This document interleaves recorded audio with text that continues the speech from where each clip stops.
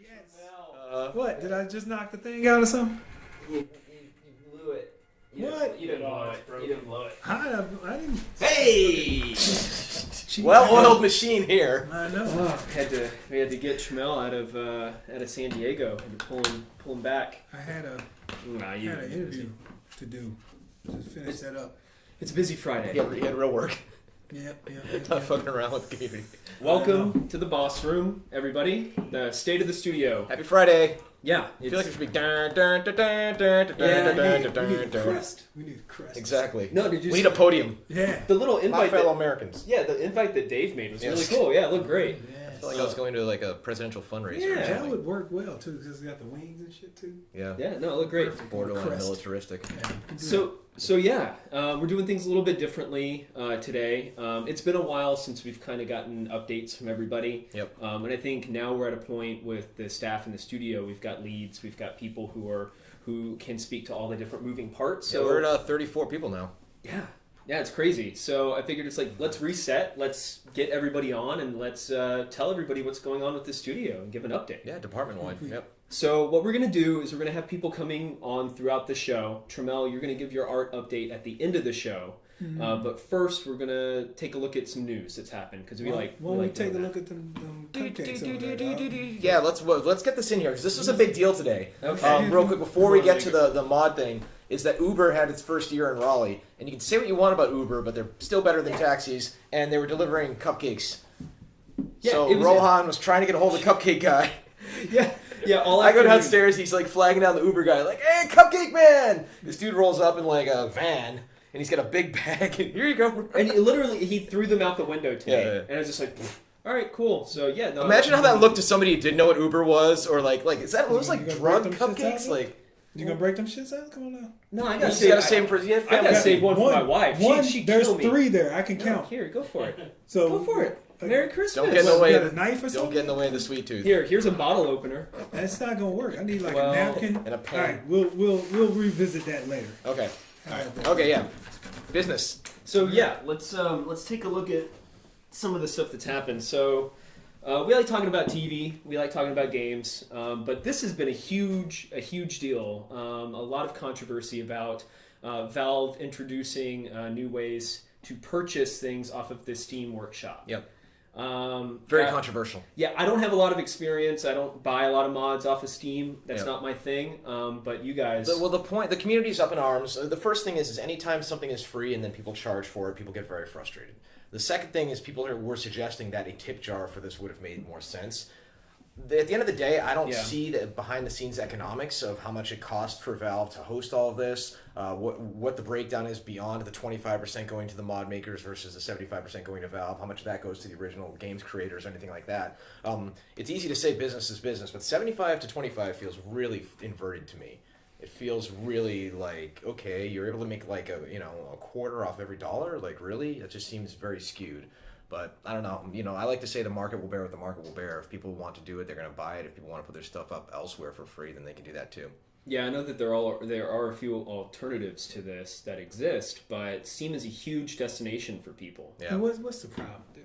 I mean, What's the I don't- big? I'm Why not is saying there, there's what's the problems. big hoopla about? I Like, think why are there's people fears pissed about off it being early access, about mods conflicting with other ones that I've seen people do. Here's the thing: is I think Valve did messages quite as well as they should have. No offense. Like, apparently you can try a mod for 24 hours, and then if you don't like it, you can get a refund. Exactly. Yeah, I like, had no clue. This is all just like just posting on Twitter one night and being like, "What's up with this?" And then you read just all the back and forth, and like there's just a lot of misinformation. So in this new digital era, especially with something like Xbox One or Steam and all the stuff, you need to get your messaging right. Otherwise, people are only going to see what's perceived as the negative, as opposed to all the positives that come along with it. Right? Of people who worked hard and made cool mods and want to make a little bit of money off it.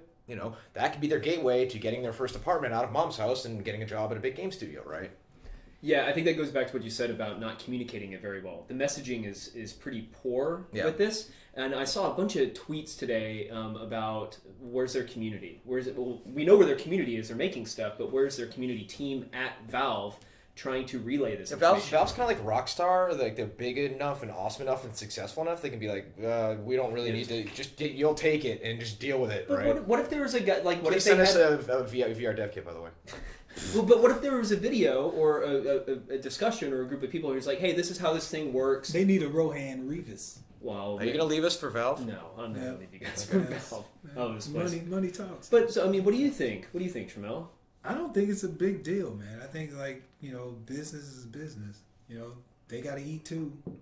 So, like them taking a cut, like that's what they do. I mean, they're going to do that regardless. They offer a service for people to get on. Like that's already enough anyway. Like the gateway is accessibility in eyes. Yeah, people they have an opportunity to do something that they normally couldn't. Like and that's like the biggest fucking platform out there. So like anybody complaining about like anything that Steam is doing with this, it's just kind of like shooting yourself in the foot, because you like if you're like a new guy who's doing stuff, doing mods or doing making weapons or whatever. Now you have the biggest platform in gaming to put your stuff up. Steam's going to take whatever they take. To catapult yourself on top of an existing hit like Skyrim. Yeah, right? exactly. On a platform that's huge. And you basically you have to do the bare minimum amount of work and be good to sell stuff on Steam. It's like if I could pay like for one contained box of all the graphical upgrades the community has done for Skyrim and support those people and get it in one semi-reliable working package that doesn't conflict, I would pay for that. But semi-working, that's the thing, is like sometimes, the software is so intricate and interconnected that somebody could modify something that screws up somebody else's mod and they all don't harmonize. And if you're paying real money for that, then you're like, come on, man. But again, then don't fucking buy it. Yeah, and I think you nailed it. I mean, the market will speak for itself. Is 75, 25, 50, 50. Well, it's a similar thing. There's controversy about the new Star Wars game that EA is doing where like they allegedly promised some stuff and then maybe weren't delivering or something like that. And reading the subreddit for gaming, somebody made a meme for it. It's like Reddit hates this game, therefore it'll probably go on to sell millions. It's like sometimes it is a vocal minority that may seem like there's a lot, but when it gets to the larger consumer base, it's not as big of a concern. So it remains to be seen. Yeah, time will tell. Still want my VR. Yeah, that VR's cool. I filled out the application this week. It'll get here. You can just bump it up a little bit. So Netflix had Daredevil, right? Yeah. Everyone was freaking out. How far did you get? I'm on like episode 5. Okay. I'm on episode 8. Oh my god, that first episode was rough. Well, it's the Blair Witch effect, because everyone's like, Daredevil's the shit, and then you put it on, you're like, all right, impress me, motherfucker. It's not. It's the first episode. What do you expect? Like Kingpin show up, start killing people. I expect some good acting from my supporting cast. I know, yeah, with the ascot, you gotta set it up. Fucking Foggy. Nobody likes dude, Foggy. He's bad. Yeah. Man. He's not supposed to be. You're not supposed to care about him.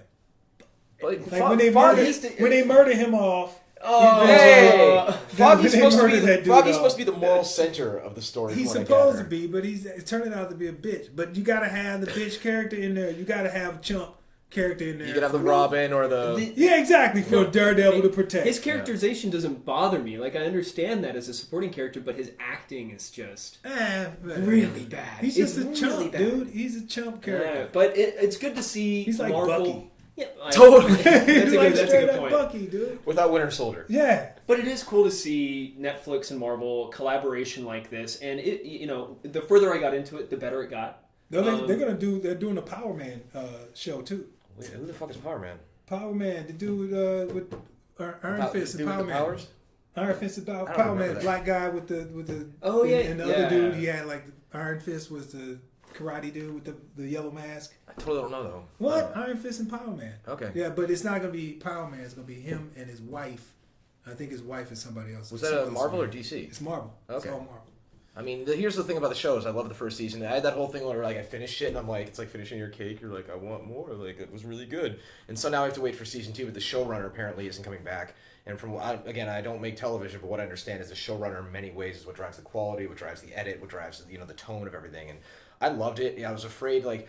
No offense to friends who work on like an Arrow and Flash; those really aren't my type of things on CW. It's like it's network TV. They can't be really violent. They can't even say like shit. Same, no, I totally right? absolutely. It's got the weird breaks, Dude, But I lumped this in, it. and then I saw the trailer. One of the folks over here was like, "You need to watch the trailer." I was like, "That looks really." And then Vincent D'Onofrio was just fucking awesome. Oh, dude, they killed it with this. Like I'm not a Daredevil fan. I never kind been of that big read on the book. Kind of read the comic books when I was a kid. Not, basically with the crossovers, they always cross over with Spider-Man, which is kind of interesting. Yeah, because it's the whole Hell's Kitchen, right? Yeah, it's right there in New York. What I love is they take, the Avengers gets bigger and bigger. It's it's and then we're building up to the the Infinity Gauntlet and Thanos and all this, and here like bring it back down. It's Hell's Kitchen. It's however many Square City blocks, and both people who want the neighborhood to be better, but each one with a different way of looking at it. Right. Yeah, and I like how they still reference things that are happening or happen in the universe. Exactly. But it's in passing. It's way more subtle than yeah. Agents of S.H.I.E.L.D. Yeah. You notice there's the reporter guy in the background. There's a little Battle of New York newspaper. Like it's just enough there. Even though according to what happened in the Avengers, I don't think there'd be much left of Hell's Kitchen. They could have just rebuilt it from the get-go. But it's exactly. So it's cool. I once you get past that first episode, for me personally, it gets a lot better, especially until the episode 4, the date scene. No, the Russian hallway scene. Dude, the Russian hallway fight. I have to give a plug to Old Boy, one of my favorite films. Not the Josh Brolin, Spike Lee, or Spike Jones or whatever. Spike Lee made Old Boy remake. Yeah, straight. Not that one. Both are on Netflix. Look for the original. Excellent movie. Has this hallway fight scene. You might have to read them with our subtitles, though. Oh yeah. Anyways, God, dude, that fight in Daredevil. Priceless. Well, the whole thing about they take their time with his intro, and they you don't see the red suit till the final episode. And my problem I was saying to everybody in the office about marketing now is that was our a motion poster for what the outfit looks like was on comingsoon.net and IO9 and all this, and I'm like, fuck, that moment was already very powerful in the episode. If I hadn't seen it by them just putting the thumbnail, that would have been really compelling to see that moment. The music swells and it looks like the Frank Miller type shot, right? But it was still good. It ends. Trust me, you should stick with it. It ends really strong. I gotta watch the rest of it. My wife keeps falling asleep on this shit. I'm like, man, I gotta watch this episode again. Crazy.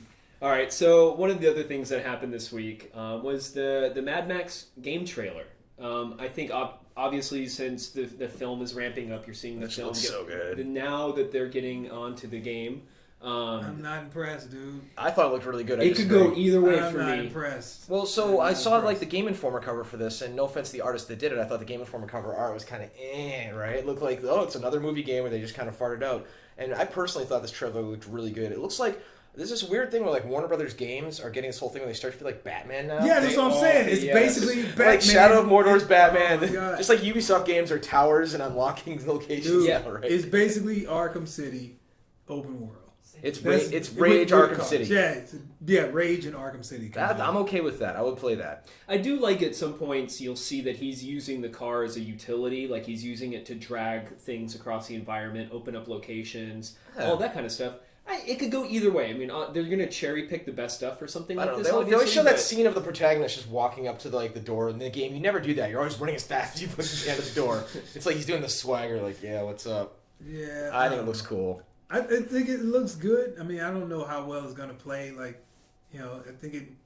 Donuts. You could do donuts. I don't know, man. It could go either way. It looks like a racing game with some fighting aspects, which is not really. Everybody has. I'm waiting for the little triangle to appear over the guy's head. That is Batman Arkham Combat. That's Arkham. It's reused for show, man. It's right out of the fucking. He's gonna whip out a rusty can top and use it as a batarang. Oh my god. Well, I think we're interested to see where this goes, but I mean the trailer was cool because it's a more in-depth kind of.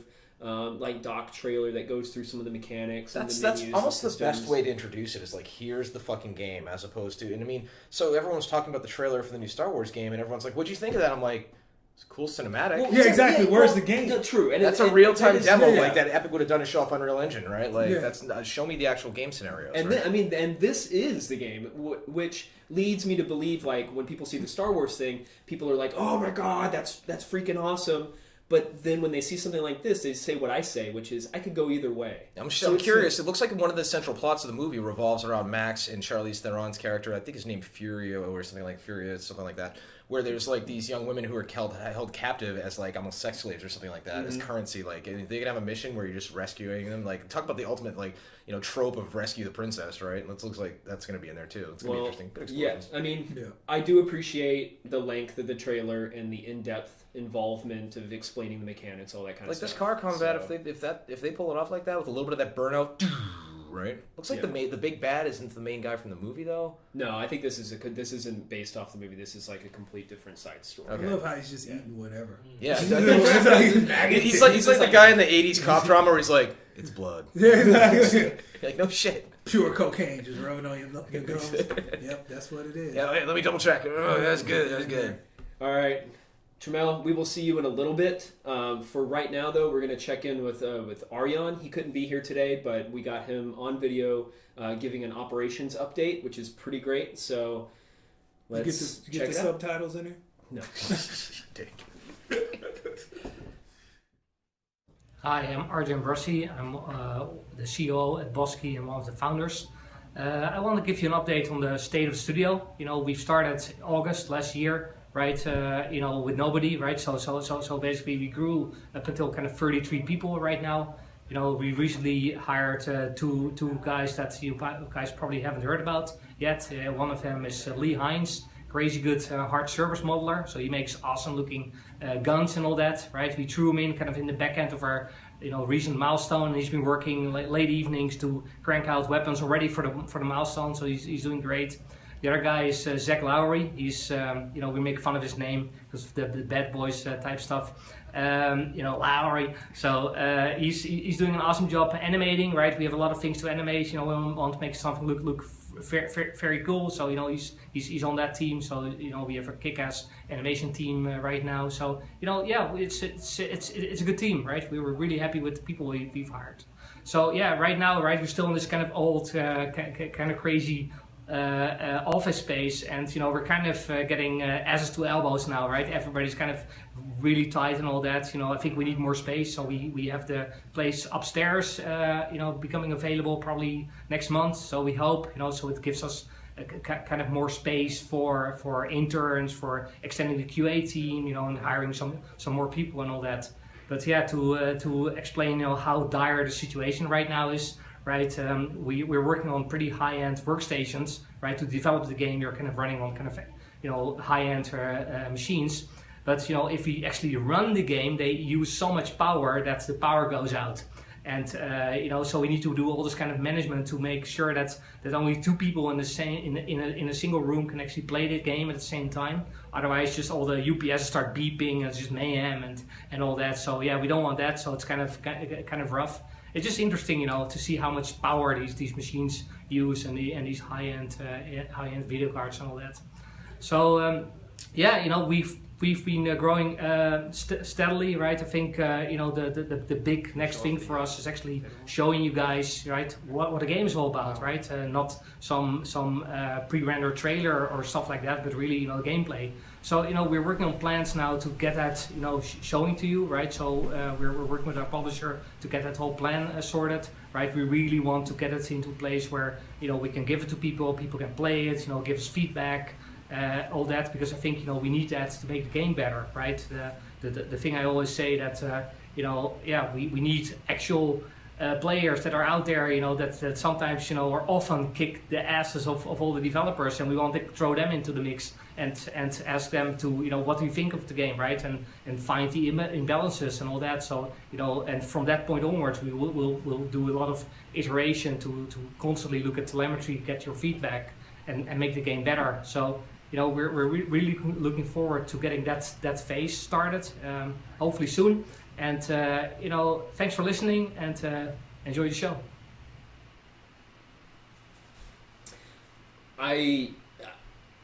He is just, I couldn't imagine anybody better than him in that role. He's a fucking stud. I mean, it's just, I feel so good knowing that he's doing the things that he's doing. At least he's not only doing ops in the company, but he also is coding too. Like if you're a developer, how many chief operating officers are checking in scoreboard code and things like that? There's so much that needs to be done in the game, and everyone's pitching in. He's just checking things in. It's good to see. He's so excited about it too. Yeah, he's very animated. I love it. Yeah. So there's somebody new on the show you haven't seen before, but that's Marc Mailand. He is our audio director here at Bosky, man. Welcome. Nice to be here. Yeah, so we want to try to represent all the departments, get everybody on and just get an update from their perspective. So, staffing and, where you guys are at. So our department's grown. We've got 2 people now, so we're getting Slow down. we're getting pretty serious. We packed Mark and Jack in this tiny office, and it looks like there's just like asses to elbows in there. Yeah. One guy's the left ear, I'm the right ear. Yeah, We're just exactly. gonna sit next to each other. But yeah, it's cool. We're doing good. I mean, we're getting a lot of stuff in there that's starting to like help us just get a sense of the style and what things are going to sound like. We've got some temp dialogue in there that's kind of giving us a little bit of the character of the game. We're starting to work with some composers already. So That's one of those things for me. Audio is so important, especially for a game like this. And it's, especially, am I hearing the footsteps? Can I tell what class is coming around the corner based on the footsteps? And a feature can get implemented of a weapon or an ability or just anything. And like, until there's a sound attached to it, the people are like, what do you think? I'm like, I don't fucking know. And so even placeholder stuff is, sometimes you'll stub some stuff in, and then later on I'll be like, okay, you're like, that's first pass. I'm like, I thought it was pretty good, but if you want to keep iterating on it, you can do that, right? yeah, it's never really too clear, like with audio, what's temp or what's not, unless it's just really bad, and at that point, it's normally annoying everybody. Well, you have that in your back pocket. If you make a sound you thought was fine, oh, that was just work in progress. Like, We use that a lot. that was temporary. Yeah, the real one's coming. Shit, we need to get back to work. So I've actually been. You do a lot of your work from your home studio, and I've actually been out there. How much do you guys do in terms of your own sound recording and capture, and how much libraries do you guys use, or how does that process usually work? I would say it's 80% library, and the main reason is just time. Yeah. It takes a lot of time not only to record it but to edit it. And a lot of times, like what you get off of your recording isn't really. It doesn't sound great. You'd be kind of surprised, if you record a gunshot, take it back to the studio, it sounds like a little clap. Yeah. So you got to go in there and process it and really like dig out the good stuff. And a lot of it's just experimentation when you're recording. So it just takes a lot of time by the time you get all through it. But that being said, we do it for sure. We just did it last week for an important thing for one of our characters, and what we had in the library just wasn't working. So That's cool. yeah, it was. I did footsteps. I guess I can probably talk about that. But Yeah. I got some cinder blocks from outside, put them in there. Had 3 different types of shoes. I was kind of hoping it was for a female character, so you have you going around in like the The Jimmy heels. Choos. Yeah. That I definitely only do at the home studio. Yeah. Ask the wife for Get the the high shoes. heels. Yeah. You're walking out Lock to the the door. store. What's going on next door, man? So you have Jack working with you. What's Jack's experience and stuff? Jack is he has a lot of experience. He's an interesting guy because he's a self-starter. He didn't start working at a studio, but he's been working freelance, I think, for at least 5 years. And he's a super technical guy. One of the cool things is he's an editor for sounddesign.org, I believe. But it's this like great site where we get where he gets all these different top sound designers in film and TV and video games, and they all submit articles, just basically, teaching you different techniques or just different ideas, kind of being thrown around about sound. And he's been there, like just learning all this stuff, making friends with all these people, and bringing him in has just been a real asset. I mean, technically, one of our biggest things we just got in last week that made everybody go, wow. Jack got it working in like 2 hours. He just That's had it. awesome. And it probably is one of the things that made the biggest impact that, thus far. Which one was it? Okay.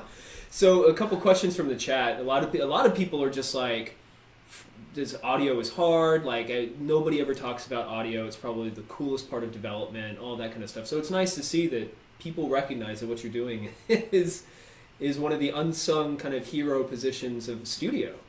Yeah, it is nice. It's definitely it's always nice when somebody cares. I mean, specifically, if somebody at the top cares about audio, it can make a huge difference. Yeah, on I agree. Your end product. Well, for me, it's, when Marc and Jack first came on board, it was like, for me, to boil it down, a good audio is you can imitate it. Like it's if you come out of Star Wars going, They're iconic. Yeah, right? And you actually impersonate them. So, if you play a game and like sometimes, talking to Marc, if there's an energy weapon that's like, looks like it's lightning or whatever, it's like, dude, put some thunder in there. Like, so it's like the whole thing about, well, which level is that? The one with the sunken boat in the middle? Which gun is that? The one that sounds like lightning? Which character is that? The one with the heavy footsteps that sound like he's running through muck because his boots are filled with blood or whatever, right? Like some sort of tangible shit, as opposed to just the gun. And that's one of the things about sci-fi guns that we go back and forth on is if you have a sci-fi assault rifle, how much does it sound just like a gun versus like a belt sander, right? Like you want to have still that kind of pop, right? Yeah, it's tricky with those because you always want to feel that metal in your hand, and with sound, how do you accomplish that? Even on a sci-fi weapon, I always still want to hear, some Foley, some metal. We have the rocket launcher reload is excruciatingly long right now for balance purposes. 'Cause it's also a fantastic animation, but once they got the audio hooked in, it's like it's not as painful for the reload because like a little word at the end, and it's like, oh, that was fun. Yeah. It's so important. So a couple questions here from Brutality. She asks, what comes first, the animation or the sound effect? Which is very interesting because I don't know. Animation, well, I mean, a sound can influence the animation, but most of the time it's after. And the big reason is just the sync is so important with sound. A lot of times with art and animation, we really want to key in on every little detail, and to me, that's what makes the sound good. If a latch goes into place and then goes like this, well, we want to hear the two, So you really want to get as precise as you can, and that's kind of what makes the weapon sound real, as opposed to just like something that's animated in a game or in a movie. It's like, if you can hit that sync and make it really tight, it starts feeling like an actual object, and your brain's not thinking in terms of, make believe. It just feels real, and you get lost in You guys are to some extent at the end of the flow chart, though, right? Which is why sometimes towards the end of the project, audio is just slammed because it's like it starts with a high level for weapon, then we balance the reload to what we think it is as soon as we can, and then hopefully don't change it so animation can do the animation reload. And once we think we have what we think feels good, we're like, we can balance it in other ways. Don't touch that because now there's cascading dependencies where we don't want audio having to redo all the hooks for how the animation changed, which screwed up the animators, which screwed up the balance. So it's game development. It's the butterfly effect. It is. Yeah, that's one of the for you, toughest. man. He's I like- feel for you. He's like, it is. Oh, God. It is. It's definitely one of the toughest parts of being a sound guy. Is just it's kind of a labor-intensive field. It takes a long time to get something done, and people don't always know how long it takes you to get a sound done. Something small like that reload. That was like 14 different sounds. We had a Foley artist do it, and then I got it, and then I did about twice as much as he did just for that one thing, and that took a half a day. I just realized we're going to modify the animation slightly now. Yeah. The little ammo indicator that pops out, you don't see it actually animate and come out, so when it comes Okay. up, it's so... That's all right. All right. It's okay. After 10 years now, I'm immune to it. I'm like, all right, no problem. We expect that. So. You as Dead 99 says, I wonder if Marc hates his own voice like everyone else I know that has to record stuff all day. Absolutely. If my voice is on there, normally I put a really heavy effect, and if I'm playing it back to a group, I want to leave it. Did you ever see that old Saturday Night Live sketch with funny. Alec Baldwin? Yeah. He leaves the voicemail for himself, like, this is Alec Baldwin, or his voice, Yeah. his voice, and then he listens to it again, it's like, hi, this is Alec Baldwin. And he's like, what the fuck? That's right. Yeah, that's hilarious. Grayos asks, what software do you primarily use? I use Pro Tools a lot for my sound design. That's cool. And it's just, to me, it's something I've worked on forever, so I just got those quick keys down, and it does everything you want. So, yeah. SoundForge, too. That's another one. Oh, cool. All right, well, Marc, thanks for joining us. It goes Thanks by for having quick, me. man. It was fun. Thanks. Anything you want to say to everybody before you check out? I don't think so. Just, just keep listening and get some good speakers so you can enjoy what we do. All right, so I set things up in this next video, so I don't really need to set them up right now. So let's just take a look, I guess. It's weird. It's always...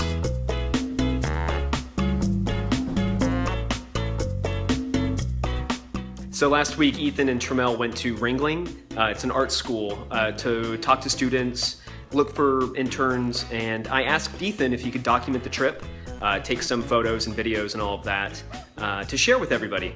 And this is what he came back with. I'll let him and Tramell show them to you. Ethan thought it would be really funny if he took this picture. It's hilarious. His name is PS Trey on Twitter, and it's play off that. It's Peta Trey. It's horrible. This is actually my first original tweet. Yeah, it was. It was. I think it said PS Trey He- Peta Trey. He didn't even know how to do it. He like really close. At first, it was all you could see was the A, and I'm like, dude, you need to back up. Apparently, this building or store or whatever you call it is a place where people go to barter stuff. Not sure what kind of stuff. A man actually tried to barter us toenail clippers. Yeah, on the yeah. street. It was, but he wanted to barter it for like money, so it ain't really bartering. So he asked me for $2. This is me trying to get as close as I can to a lizard. So yeah, Ethan was like, "Oh, cool! He's got a thing on his neck that goes like this. I'm gonna take a picture of it." I'm like, "All right, whatever, dude." Didn't capture that. Yeah. It's funny. They gave us a parking space, but Arjan is too damn cheap to give us a rental car, so we just walked. And then by the time we passed this up, we was all sweaty and shit. They had a security guard sitting in the Yeah, we parking had a lot. security guard sitting in our spot, holding it for us. Apparently, that was reserved for us. And yeah, and then Ethan took a picture. Another solid photo. I don't even know why I took this. I told you to take that. You were supposed to tweet it out. Yeah. And see, he don't know the rules of tweeting. Like his tweets are like sporadic and random and weird. So if you get one from Ethan M. Evans 5, that's just odd. That's just where he is. Yeah. You're supposed to send that to Milky. I know. So I failed. When I saw that there were videos, I was like, this is awesome. You know, he got, you know, Tramell giving a recap about the day, at the end of the day, talking about the experience, and this is what I was greeted with. oh yeah, that's What do you think? Ethan at his finest, dude. Nothing but the finest. Fish. He didn't try very hard with these videos. Yep.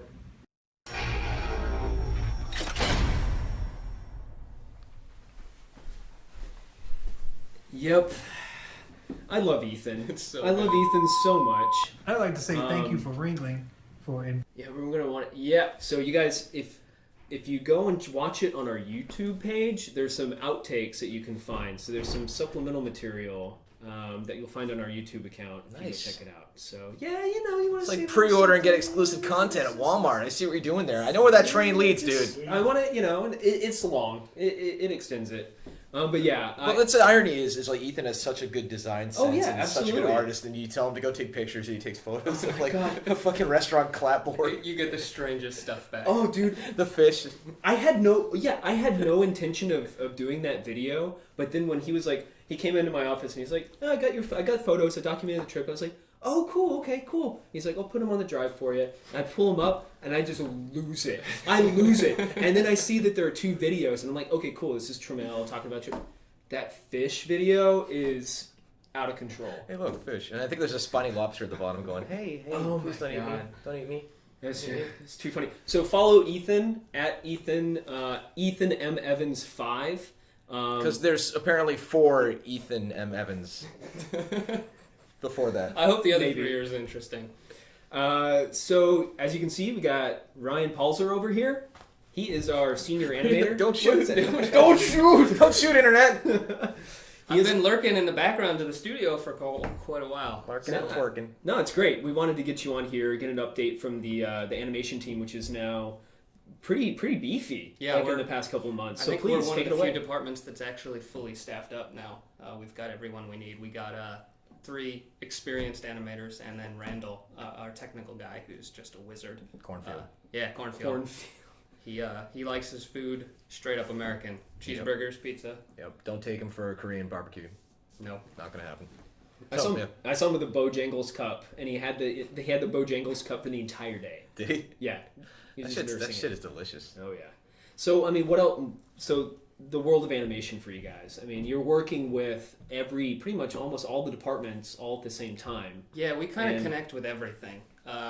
We've certainly had an interesting... well, with a brand new studio, you usually have an interesting situation that established studios don't have, where you're starting from scratch with everything. You don't have any animation systems, you don't have character skeletons, like you've got to design your entire pipeline from scratch.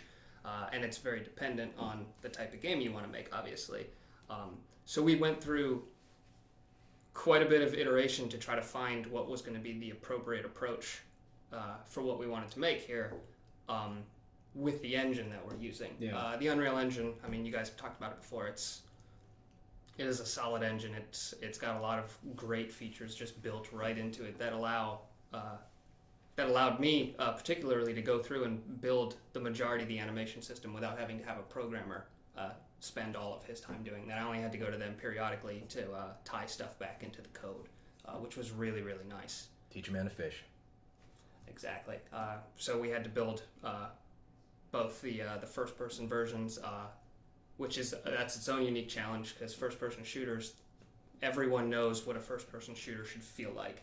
Right. So when you're building it from scratch, if it doesn't feel as good as the best shooters out there, people are just going to skip right. One of my past your favorite game. things about you, besides shooting the shit about everything we do, is the fact that like a gun will get imported, and the first person gun will get imported, and I'll be like derp, and I go in, I'm like Ryan, and he's like I know. Last night. Next build, the gun's just fixed, and it just tapers because it's such an art form as far as seeing enough of the gun and looking right. Yeah, Randall put one in at 1 a.m. last night, and I think you were here for all of 5 minutes this morning, and you sent me a message, and I was like, I know, I just saw it myself. First thing I do, what's new? So I had to go in and fix that.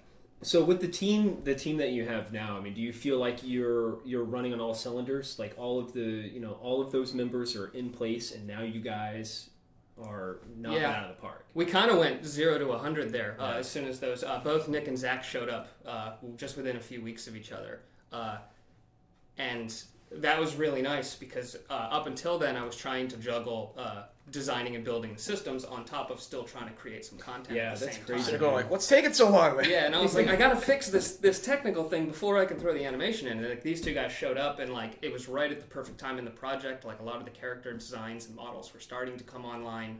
Things were starting to kind of get smoothed out, and we were able to just take both of them, drop them right on content, and now we're just full steam ahead. Every day there's brand new animation going in on a different character already. So we're asking, the chat about, if they have any questions. What's the hardest thing about animating? I mean, that's a very general and straightforward question, but it certainly is.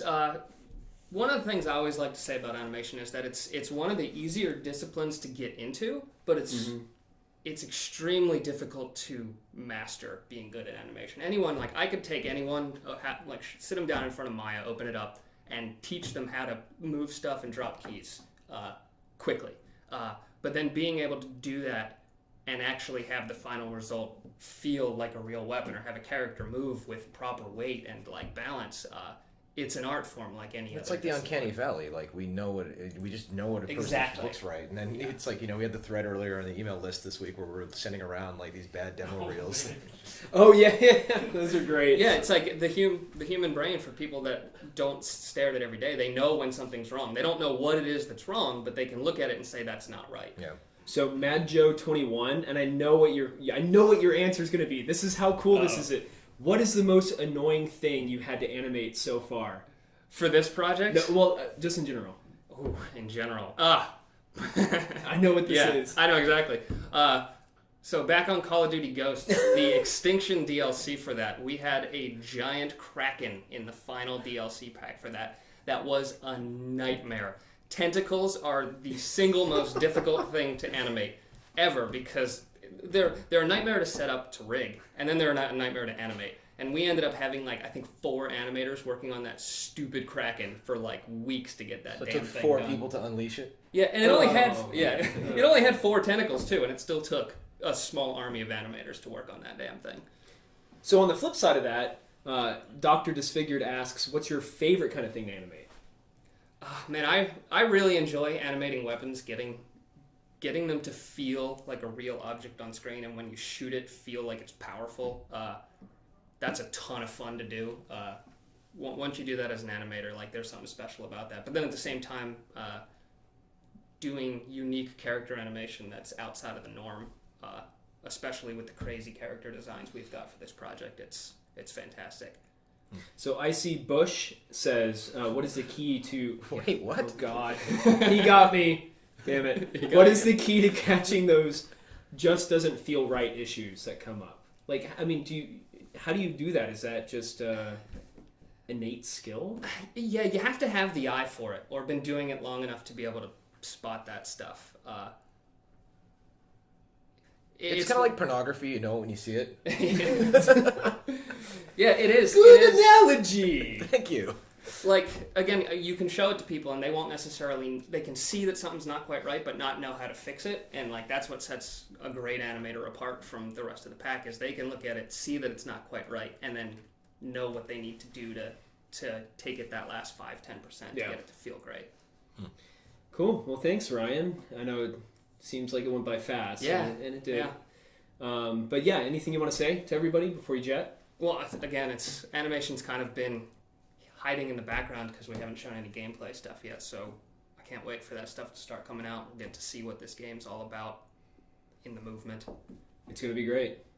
Cool. So we've got a quick video from Romain. He is our lead engineer at the studio, and he's just going to give a super quick update regarding the engineering team and programming. So let's take a look.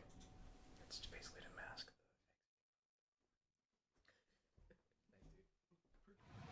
Hey, I'm Romain Dura. I'm the lead engineer here at Bosky.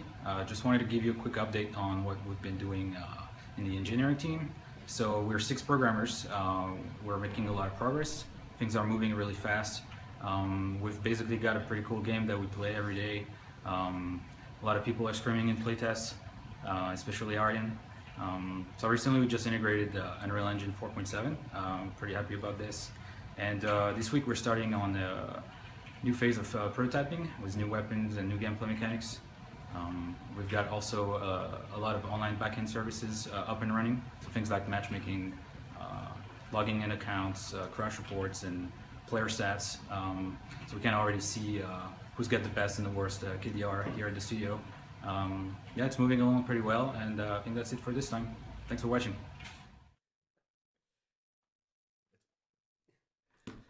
So yeah, a really, really quick update from Romain, but I think it's really important to hear, what those guys are doing, because that team has really expanded a lot too. Yeah, they're at the point from a gameplay standpoint where we have a variety of different ways to play in the game and like a bunch of established different types, archetypes, heavy, lighter, and things like that, but there are also new ones coming online.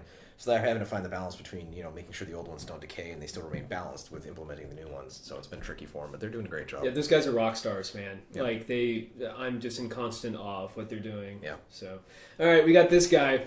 He's back. No hat. Yeah, No hat. today. What happened? Oh. It's in my office. Oh, okay. I feel like Okay. putting it on. So I don't think we need to say much. I mean, you got your art update, so let update the masses.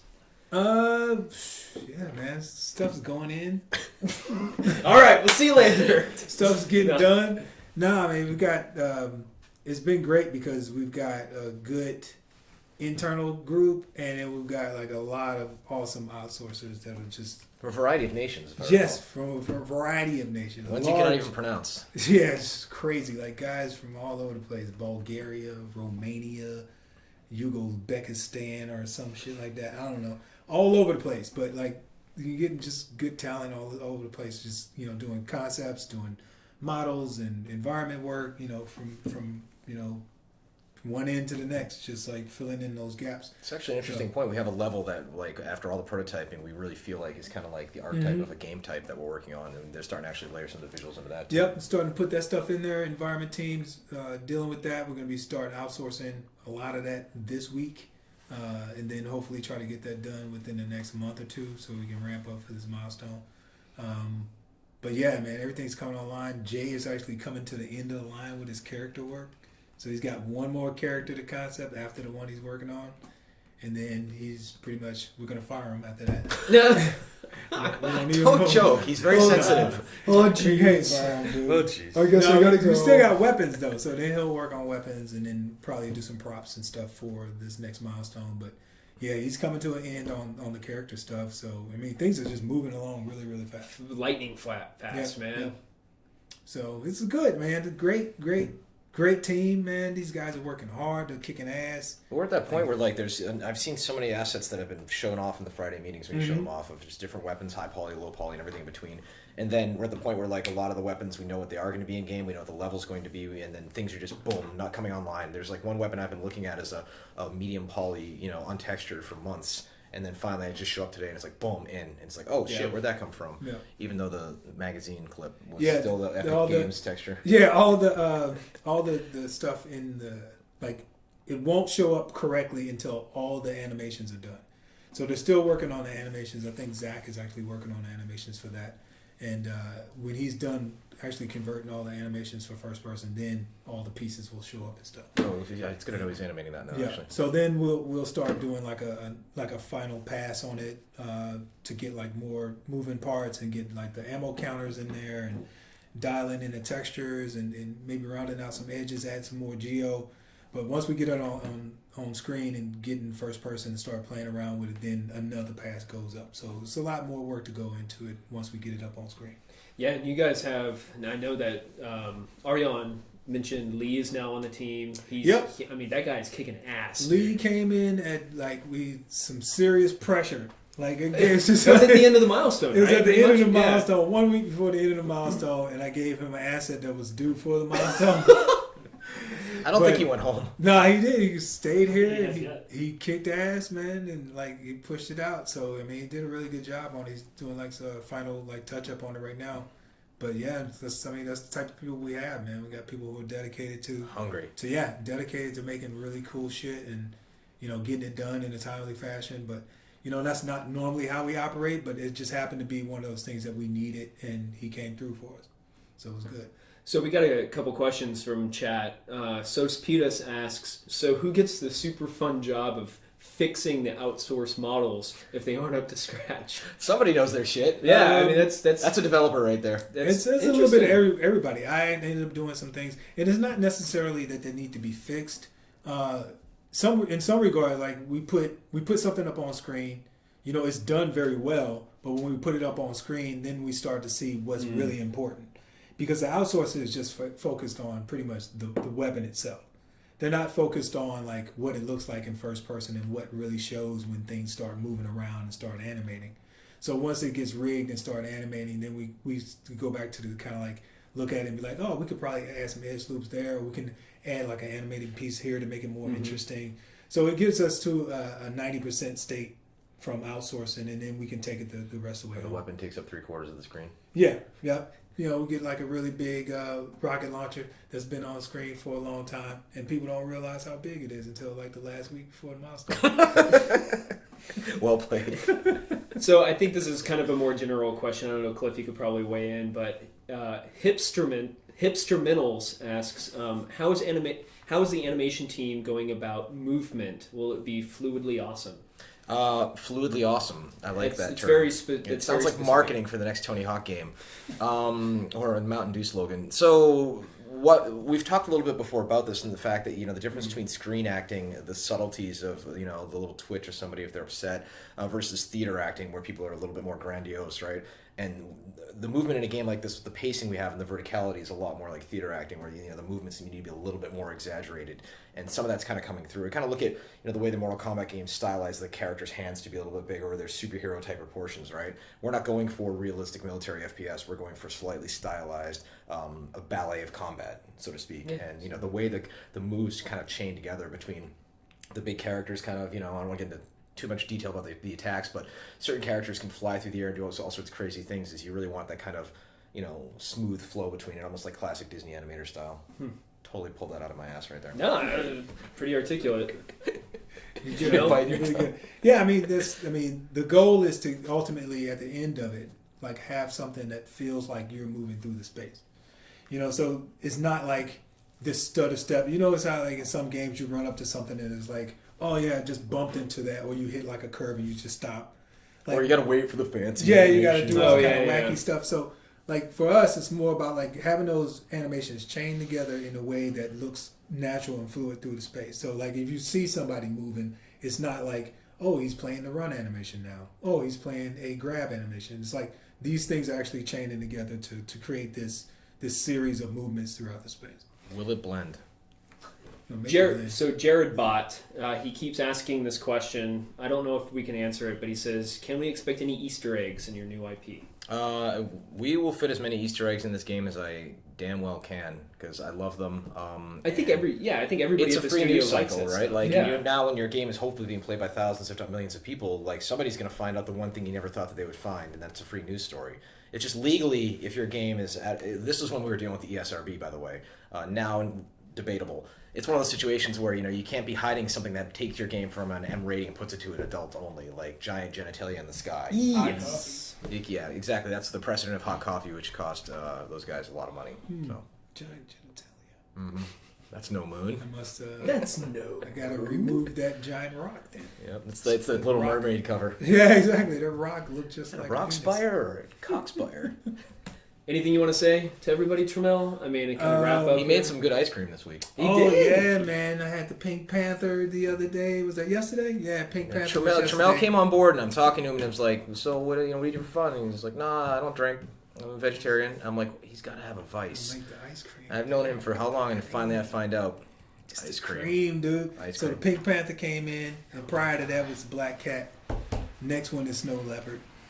He's talking about his ice cream. Ice They cream. sound like marijuana flavors. Or Apple operating The- systems.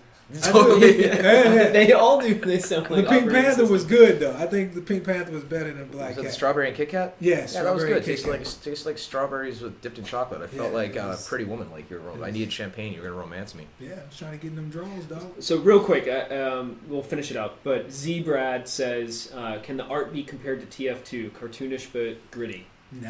Yeah, I mean, I it's think not that's even- pretty clear. Not even the same. I wouldn't even same call realm. Team Fortress 2 gritty. I mean, there's blood, but it's like Pixar by way of Yeah. James Bond. Yeah. Cool. It's not even the same. I think it was probably, if you want to mix it with anything, it'd be probably. I hate this comment. No. I hate to compare it. Well, don't say it. Like- Well, use the two-fist one, right? Like where here's Gears and Killzone, here's League of Legends and all the colors, and where Well, it's like well, Killzone's very vibrant too, but it's more like Killzone meets COD, like somewhere in between there. I wasn't gonna say Brink, but you it's talking about just the like PlayStation 4 Killzone or the PlayStation 3 Killzone? PlayStation 4, of course. Okay, because the PlayStation 4 is when they went vibrant. with Yeah, it. PlayStation 4. Like, 'Cause that's the only traditional. one that matters. Yeah, no, the traditional ones are always all dark and bombed out. And Yeah, shit. Shadowfall was just like the epitome of all like fucking first-person shooters on the PS4. Mm. But yeah, it's just like that kind of vibrancy in the level, and then like you've got the Shadowfall has like the gear. They got that little bit of style to them. They're not really like straight up and down like COD. They've got like a little different style, so there's a little sci-fi twist to it. Proportions. Yeah. and all Yeah, that. proportions are a little bit different. I think we're more closer to that than we are on COD, though.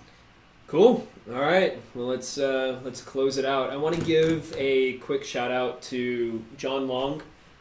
He's the TD today. He's also our You can't see him. He's he's our IT guy. Yeah. So he did a great job, and Thanks thanks a for lot, Johnny. yeah. Thanks, man. Great dude. And they want to know how you actually pronounce your nickname. It's like Titan, but loosen. Loosen. Loosen. Okay. Loosen. We got it.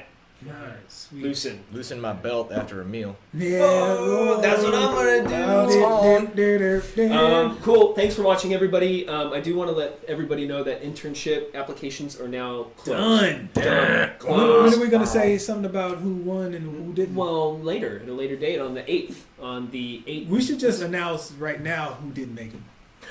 All right. Well, you print out that piece of paper, and I'll be Takes here. the scroll. Exactly. Yeah, I mean, We had hundreds. yeah, and we can talk about Hundreds that of real quick. applicants. We had so many applicants, and we really appreciate everybody who applied. It was a crazy amount of It applications.